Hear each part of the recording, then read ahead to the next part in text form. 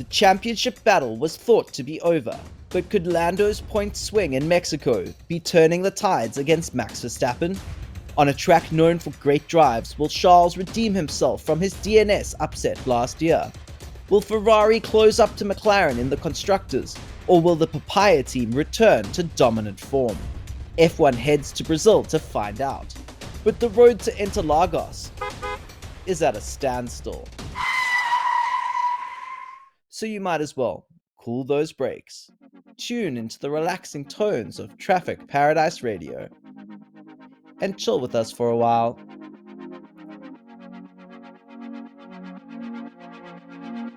Nice paradise, like traffic paradise. What is this one?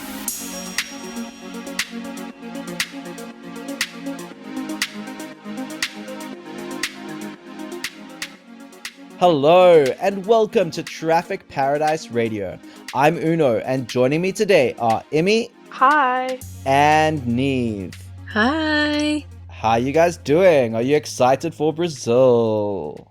I'm very excited for Brazil. Yeah, it was an interesting sort of weekend last year with the whole storm situation.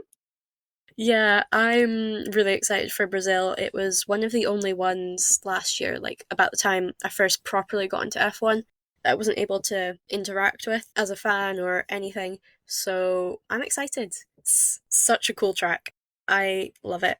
Let's just hope that it'll give us some fun on-track battles. Absolutely. I certainly hope we get some fun on-track battles. And speaking about fun, if you subscribe to Traffic Paradise Radio, you too can have fun every week because we have new episodes for you every week. We have a news show that comes out on Wednesday, sometimes Thursday, depending on how quick I edit, that Immy hosts. And we also have race predictions and race reactions before and after every race. So make sure you're subscribed so you don't miss out. Now, it's finally time for the next round of the inaugural Traffic Paradise Radio Prediction Competition Points Championship thing.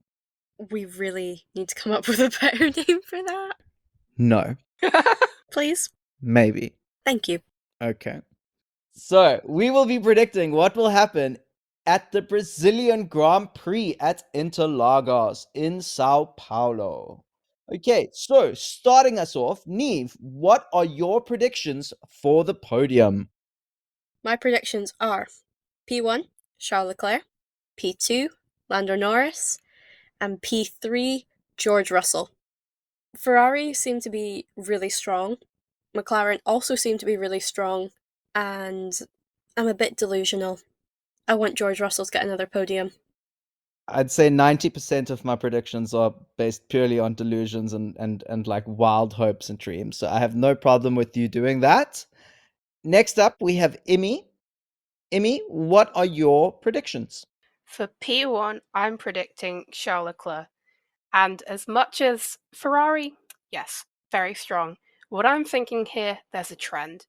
Every race Charles has won has in some aspect been sort of like a redemption or something symbolic, right? And last year he had that upset hydraulics failure crashing out on the formation lap of the race. You know, why the F am I so unlucky? Like, God, what a heartbreak. So I think to counteract that from last year, he's just going to go ahead and win it. My P2 is Lando Norris because, man, he's just always there. You know, what can I say? People were ribbing on him pretty constantly, but his starts are good now. He's always consistent. The McLaren's good, so he's up there. P3 for me is Oscar Piastri because I need him to do something. I'm trying to manifest a good weekend. Immy, your analysis is significantly better than mine. No, you're all right. Don't worry. Thank you for your... Yeah, no, Immy, I think all good predictions following trends of the season, which is always fun to see. You've both predicted Leclerc in P1. However, I have predicted Norris in P1. Max Verstappen said that if he had not held Norris up during the Mexico Grand Prix, Norris would have gone on to win that race. So I think that if Norris can, first of all, get pole and get a clean start, he will run away with the race and it will be his to lose, basically. So I'm predicting a strong Norris start and therefore a victory for Norris. I've got Leclerc in P2, however, and in P3, I've got Sainz, because I also believe that Ferrari have taken a step forward. Even though they didn't bring upgrades, I think they've worked with what they've got and they've tweaked their setup in such a way to maximize the performance of that car. And so I think that Leclerc and Sainz will be second and third. Yeah, the McLaren starting from pole with a good start, it just runs away with it. We saw it in Zandvoort, we saw it in Singapore. So if Lando gets pole and he gets the start and he doesn't get blocked in any way in turn 1, he's off with it, basically. That's just how it will work. So, valid. Just going to give you Kira's predictions. Kira couldn't join us to record today, but her prediction is also for Norris to win, for Leclerc to come second, and for Piastri to come third. So exciting times for Kira. Let's see if she can increase her lead over the pack in our competition. And Tay and Leah have not yet, at time of recording, submitted their predictions. So hopefully by the time I edit this together, we will have them and you will see them on your screens right now. Naughty, naughty. Naughty, naughty indeed. No shame. We are a multi-time zone podcast. So Yeah. Tay is in Japan and Leah is in America. So And it was bad timing. and the rest of us are sort of more central. So the timings for these podcasts are very tricky to work out. So we don't always get everyone on the same page at the same time because it takes a bit of some people are asleep basically when we need things done. But we try our best. And speaking of trying our best, next we will really test our odds and try our best with our wild card predictions. So Niamh, what is your wild card prediction? I'm predicting that we have 2 DNFs from contact or crashing or having to retire the car due to a system failure. I don't particularly mind which, I just want 2 cars to not finish. Preferably, if it's up the top end of the championship, cause some drama, be interesting, as opposed to, the Alpine not finishing it. That's boring. Come on. Give me drama. Please, Brazil. I am always sad when DNFs happen and that they always seem to be at the back of the field and it doesn't matter, basically. I need that Max Verstappen Lando Norris double DNF, please. For Charles Leclerc's chance in the championship, please. And thank you. So yeah. Double DNF is just what we need to make this championship spicy. So Niamh, I hope for all our sakes that you are correct. Right, Immy, what is your wildcard prediction? I am predicting that Esteban Ocon will get into the points. He doesn't have a nice point name, though, because what Yuki has yoints. What would you call them? Oints? That sounds bad. Anyway, this is purely indulgent because I like him and the Alpine has pace now and Pierre got a point in Mexico. I need him to have some success. Okay, there's maybe some sort of wordplay to be made on like economics. Maybe, I don't know. Ocon what? Economics, like economics, but Like economics. Oh, you know what? Yeah, Actually, economics. you're kind of cooking there. Yeah, I like that. We'll workshop it. We'll workshop it. Yeah, I think SD Bestie is in need of some points to leave Alpine on a bit of a high. We know he's very happy to be leaving and to be going to Haas next year, and I think with good reason. That team's looking strong. But yeah, it'll be nice for him to get a few points before the season is over. So I like that prediction. If he does score points, obviously, it means more down at that end of the championship. Like finishing P8, P9, P10, scoring those little extra points helps for next year, as opposed to like up at the top where if Max finished P10, then it would just be like, oh, this is an awful weekend. Yeah, absolutely. Okay, cool. Thank you. Finally, I have a wild card prediction. Something we have been desperately waiting for I don't know how long now, and I'm like, my hope is like leaving my body. Yeah, I have very little soul left because it's all just been melting away throughout the season, especially the latter half of the season. But yes, I predict that we will finally get some yoints and that we will get some Yuki Tsunoda points because Brazil is one of his best tracks. Last year, he got points in the sprint and in the main race. And I think that this year, especially coming off of this rather disappointing Mexican Grand Prix, that we will see him really rise to the occasion and get back into the points and hopefully begin to claw back that P10 in the championship, which he had earlier on in the season. I really hope we get some. I think it's literally since summer break we haven't had any, isn't it? It's been a really, really long run.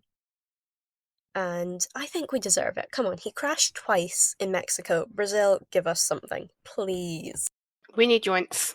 I need joints. We all need joints. Hopes and prayers. Yuki's been just so goddamn unlucky recently. Some of it his fault, a lot of it strategy error, a lot of it just you couldn't help it. Like Mexico, nothing he could have done really. And it sucks. So we need some good luck. The last time he scored points was in Hungary, which was on the 21st of July. Oh my god. Since then, his highest finishing result has been P12, and he has had 3 retirements. So yeah, it's time. So hopefully, Sāo Paulo will bring us the yoints, because we desperately need them. We need them for our mental health and our emotional well-being. Then, Kira has predicted that we will get more Red Bull Racing seat drama. For those of you on Twitter, the site some people for some reason call X, and I can't imagine why, there has been rumors circulating that Checo will lose his seat and that Franco Colapinto will be announced as a VCARB driver for next year, which would therefore mean that either Lawson or Tsunoda will be moving up or perhaps moving out of VCARB and someone else will be going to Red Bull. But regardless, that would be some drama for sure. So that is Kira's prediction. And obviously, you will be able to see Tay and Leah's prediction on the screen right now. But what do we think about Kira's Red Bull Racing seat drama prediction? Niamh? I think it's interesting, and I hope Franco has a seat. I don't care about anyone else, I just want Franco. Thank you! My thoughts are that, personally, I don't know what's going on with Red Bull Racing and Checo. I don't know why Christian Horner would even entertain a seat swap this late in the season. Just to me, what is the point? If you were serious about the constructors and you saw how Checo was and you wanted to change it, you should have done it earlier. It's just what you're going to expect. Somebody need to jump into that car, figure it out completely in 4 races, 5 races. No, it'll be 4 if anything happens.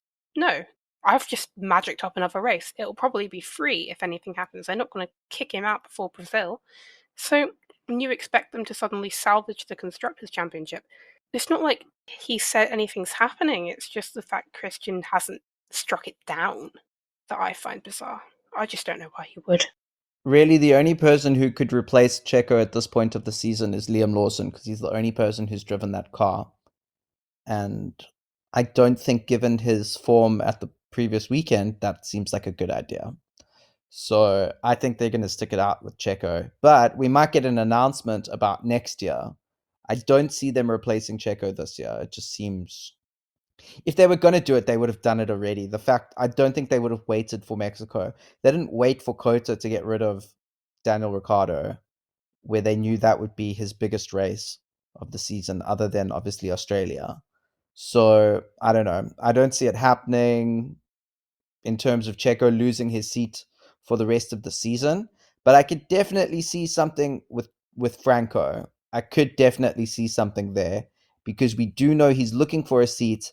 He has really made people turn their heads and see him as a potential driver for all the teams, really. So I could see some sort of move to bring Franco into the Red Bull racing program. Obviously, that would be at VCarb. I don't think they'd put him straight in with Max.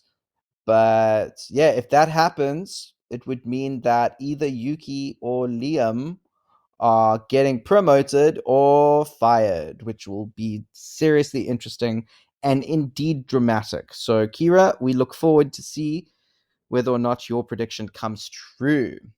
Now, does anybody have any other predictions that are not for points that you think might happen this weekend? I honestly think there's going to be more drama related to stewarding because something came out. Let me find the tweet so I know what I'm doing. George, in fact, himself confirmed that 19 out of the 20 drivers have agreed on the F1 racing guidelines being updated immediately. And the current consensus was that they'd have a meeting in Qatar, I think, which is bizarre because that's the second to last race.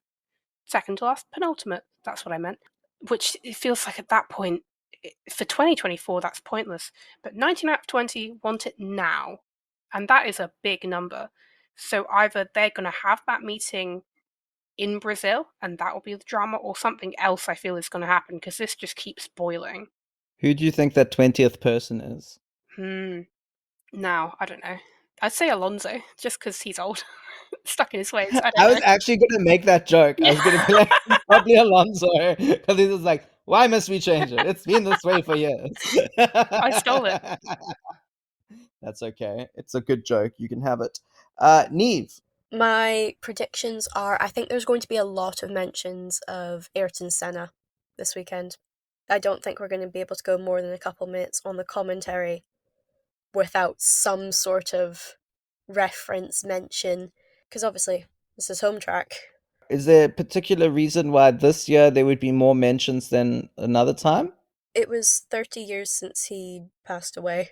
Oh. Because they did that stuff in Canada, remember? Yeah, they did that thing back in Imola, and Imola and Canada, it just kept going. Mhm. Because they changed the colours of one of the turns in Canada. Okay. Yes, and they had Sebastian Vettel driving Ayrton Senna's car, Oh, yes, which of was course. a big of deal course. for me. And then McLaren did a Senna livery in Monaco. It was like a free race event. Oh, yes, that was when they were in the yellow and green, correct? Sprite colours, yeah. Yeah, Sprite colors. What colors are your Sprite? Our Sprite is green and white. That's so weird. I don't know what y'all are doing I in think mine's England. green and white now. Oh, They used to be yellow in that. oh. I swear. There's like a tiny little spot of yellow, I think. Yeah. Not like the overalls, but anyway, we're being distracted now. Ayrton Senna. Let's remember the great driver. I think that's a very cool prediction, and I would personally enjoy to see that. He was obviously, well, not before my time exactly, but I'm not old enough to remember his racing. But I do know that my stepfather, who was a big Formula One fan, who got me into Formula One, really loved Ayrton Senna. So it will be very nice to see a moving tribute to him from his home country. That will be awesome. Sorry to kill the vibes. I sent a picture of a Sprite can in the chat. That is the Sprite can that looks exactly like those overalls. McLaren should have got one race sponsorship. Oh, okay. No, I totally get it. It's a lemon lime Sprite. Okay. I mean, I think all Yeah. Sprite is lemon lime, but yes. All Sprite's lemon lime. Yeah. No. Seeing this can, I understand what you mean. That makes sense. Okay. Fair point.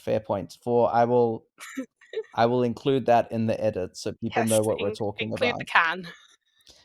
Traffic Paradise Radio, now sponsored by Sprite. That is a lie. We are not I sponsored wish. by Sprite, just in case Coca-Cola company tries to sue us. But Coca-Cola, you should consider sponsoring Franco Colapinto because Yeah, that would be so sick. like there's a lot of potential for brand crossover there with that name. Okay, my prediction, not for points, but I think something I will be looking forward to is the weather. Brazil is notorious for having interesting rainy races. And I think that there is a chance that we will get that this week. Now, I'm currently looking on my weather app thing from Google, and on Friday, there's only a 40% chance of rain, so it doesn't look likely. On Saturday, there is also a 40% chance of rain, 50% chance at 1 o'clock, which is sort of, let's see, qualifying is at 3 and the sprint is from 11 till 12. So probably not going to affect anything there, and it's only 50%. But on Sunday, the race starts at 2 o'clock, and at 2 o'clock in Sao Paulo, it is predicted to have a 70% chance of rain. So we may very Woohoo! well get a wet race. Isn't that exciting? I'm excited. Yes. Just as long as it's not in qualifying. I don't think it will be in qualifying. Yeah, I think it'll just be in the race. Because what? Oscar spun off last year. I can't do it. I can't do three upsetting qualifyings in a row. Somebody's gonna need to lock me away in a mental facility. Honestly. If Emmy's not on the next couple of episodes, you know where she is. They've taken me. We'll smuggle in a little recording device so you can like pre-record your predictions, and we'll get them onto the pod for you. So yeah, I think that's all that we have to say. Yes, that is all we have to say. If you have any predictions for the weekend, let us know in the comments down below. And we just want to say thank you for tuning into Traffic Paradise Radio. It looks like the road heading to Interlagos is finally clear, so enjoy the race. But watch out for rain. If you enjoyed this episode, please make sure to follow us if you are listening on Spotify, or like and subscribe if you're watching on YouTube. Have a good rest of your day or night. Bye-bye. Bye. Bye!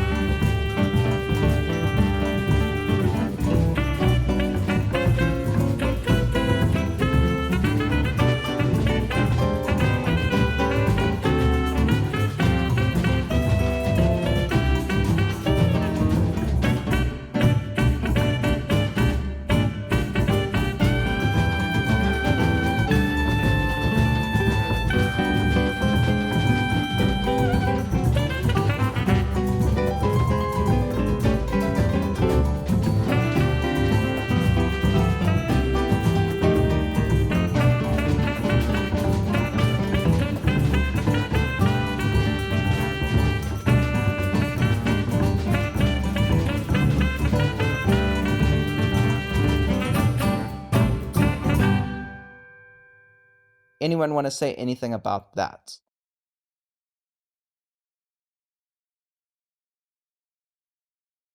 Don't all rush to the front now.